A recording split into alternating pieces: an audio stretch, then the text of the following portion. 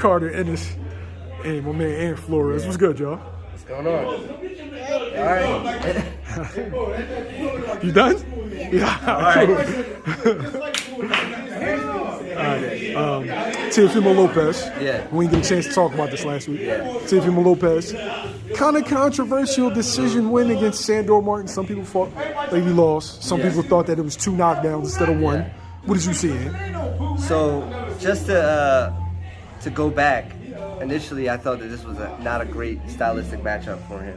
You got another boxer mover. You saw what Kambosos was able to do. He was able to make it difficult for Teofimo because he used his legs. He had you miss and throw big shots. And Sandor is probably a better boxer than Kambosos is. He keeps the distance as long as he's difficult. So what was frustrating about that fight was he wanted to pose a lot in front of him. Use one jab, jump in with a big shot. I don't feel like he learned anything from his loss to the Kambosos. So, yeah, he's got to work on improvement on, you're past the point where you're so gifted that you can jump in and just get lazy. At world title level, you're not able to do that anymore. So I think he's got to go to the drawing board and work on his fundamentals. Was he relying on athleticism and explosiveness in this early part of his career? I thought, when I watched the Lomachenko fight, I thought he used a little bit more than that. I think he has so much respect for Lomachenko. He knew that he wasn't going to be able to do things like that. But then underestimated Kambosos, fight him how think that you're just going to knock this guy out in 2-3 rounds.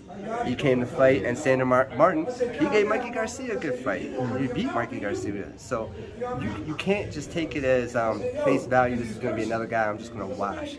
You have to start using your jab. You got to start setting him up, putting traps, throw 3s or 4s. You can't just keep jumping in with a hook, pose for 3 seconds, throw another big shot. You're predictable now.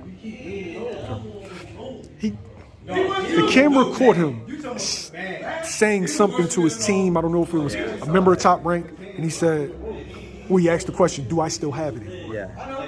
And you're a former fighter. Psychologically, what is he going through? I think it's just emotions. Like, it was right after the fight, so he's just what he's feeling. He didn't perform well.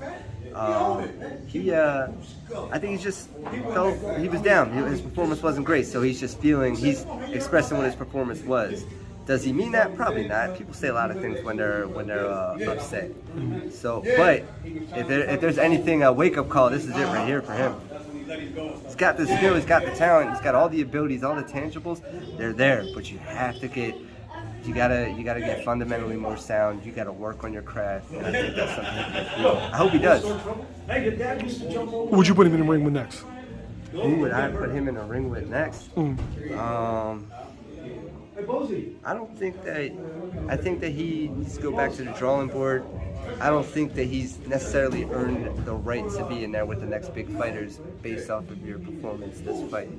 So I'd like to see him, go and take another B-level fighter, let's see some improvements. Or you can fight an older guy that is just like not past his prime, but somewhere where you can work on your craft. And when you see improvements, then you can put him back in that mix. But right now, I don't necessarily think that he should be.